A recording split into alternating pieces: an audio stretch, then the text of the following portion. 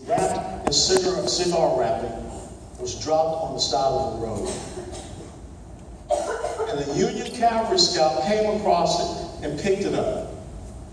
And so they knew the entire battle plan of Robert E. Lee and the Army of Northern Virginia at Antietam, Maryland in 1862. Here's the entire battle plan for what people want to do to undermine the United States of America. And they say that. Civilizational jihad. Destroyed from within by its own miserable hands. I'm not making stuff up. And what concerns me more than anything else is that here we are living in a time when we have an enemy, an adversary to us all, that is telling us exactly what they want to do and exactly the organization. And let me tell you, if you're here and you're with the Muslim Student Organization, all I ask you is this: have your name removed from this.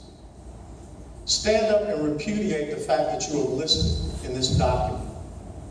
And you're listed number 2 in this document. The group that is listed number 1 is the Islamic Society of North America. And just 3 weeks ago, the head of the United States of America Homeland Security Department gave a speech to the Islamic Society of North America. What message do you think that sends? Our foreign policy decisions, our national security decisions are broken because for whatever reason, we do not understand, we will not face up and realize who this enemy is. In 1938, when Neville Chamberlain came back from signing the Munich Accords with Adolf Hitler, he waved this document in his hands as he got out. He said, "I have a signed document from Herr Hitler that there will be peace in our times." There was one man that stood against Neville Chamberlain. And that one man said this: "You had a choice between dishonor and war. You chose dishonor, and we will now have war." Winston Churchill was horribly attacked, castigated in many negative ways, demeaned, denigrated, disparaged. But in the 1940s, early years, the German bombers were flying over London. Was it Churchill? Or was it Chamberlain that the British people looked to inspire them to stand up and to fight? I really don't care what people think about me, because I know that I'm responsible to one person, especially my Heavenly Father. And I'm furthermore responsible to God's representative on earth, which is my wife.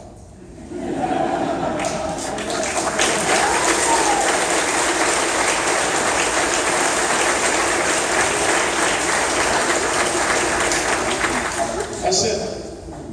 I don't know what all this kerfluffle was about. All this stuff about you can't say this, you don't have enough experience to do that. I don't know what more experience I need. How many more times I need to go over there and be shot at by people that don't like me? Okay?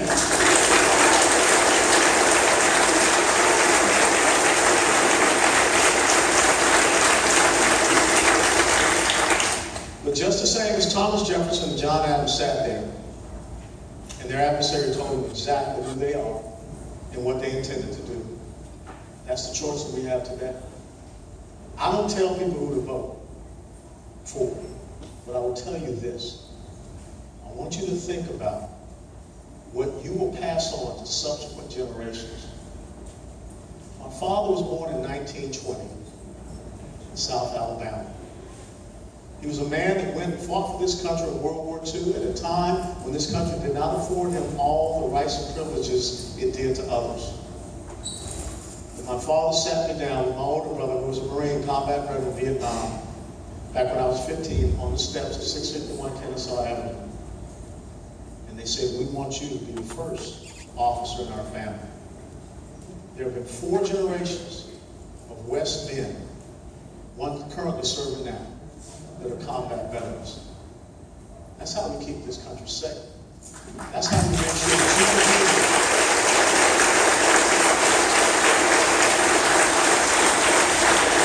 That's how we make sure that you can be here at St. Louis University and continue to have this incredible education that you get.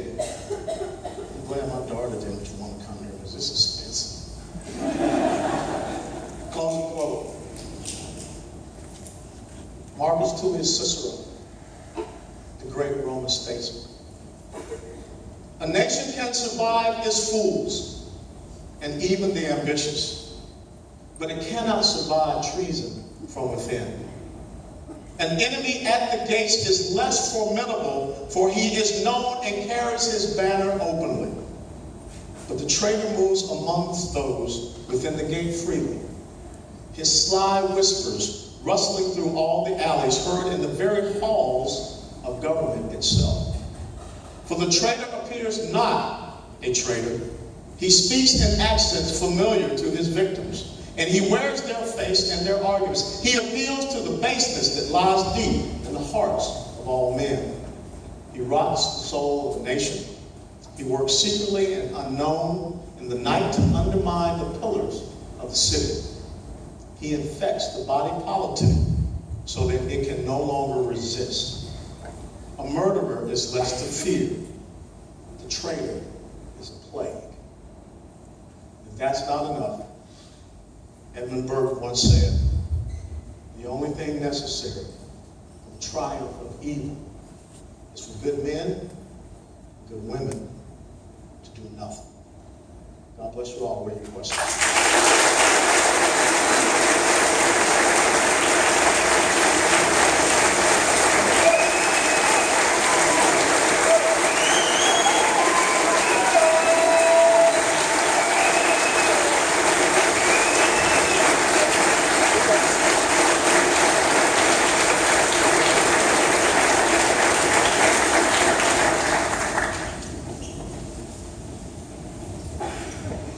So now we're going to start to get set up for questions. So we're going to have some people go through the audience, pass out papers and pens, and then we'll be collecting those as well. We're also doing a raffle for signed books from Allan West. Y'all got a football team here?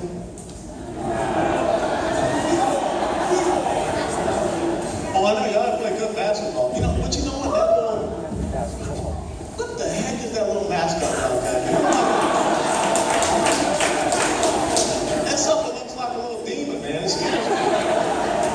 When y'all won the Sweet 16 a couple of years back, I was cheering for y'all. Go Billikens. I didn't know what a Billiken was. Can someone tell me what a Billiken is? What? Good luck charm. A medicine dog.